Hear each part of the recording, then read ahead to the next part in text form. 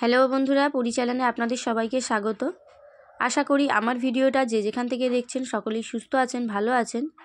আজ আমি আবারও চলে এসেছি একটি নতুন রেসিপি নিয়ে। আজকের রেসিপি চালতার আচার।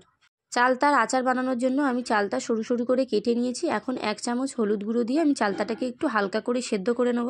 দেখুন বন্ধুরা, চালতা এখানে আমার সেদ্ধ হয়ে গেছে। এবারে শুকনো কড়ায় আমি একটা ভাজা মশলা তৈরি করে নিচ্ছি। শুকনো কড়াইয়ের মধ্যে দিয়ে দিলাম 5 ফোড়ন।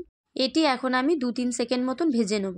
দেখুন 5 ফোড়নটা আমার ভাজা হয়ে গেছে। এখন আমি এটিকে শিলনোড়ায় একটু বেটে নেব। এখন আমার 5 ফোড়নের ভাজা মশলাটা রেডি। এবারে সেদ্ধ করে রাখা চালতাগুলোকে একটু হালকা করে থেতো করে নিতে হবে। খুব একটা বেশি থেতো করার প্রয়োজন নেই, কারণ চালতাটা আমি আগেই সেদ্ধ করে রেখেছিলাম। একই রকমভাবে আমি প্রত্যেকটা চালতা থেতো করে নিয়েছি। আচার বানানোর জন্য আমি কড়াইয়ে দিয়ে দিচ্ছি সর্ষের তেল। তেল গরম হয়ে গেলে আমি ফোড়নের জন্য দিয়ে দিলাম 5 ফোড়ন, শুকনো লঙ্কা আর তেজপাতা। ফোড়নটা আমার একটু ভাজা ভাজা হয়ে গেলে আমি দিয়ে দেব সেদ্ধ করে থেতো করে রাখা চালতার পিসগুলোকে।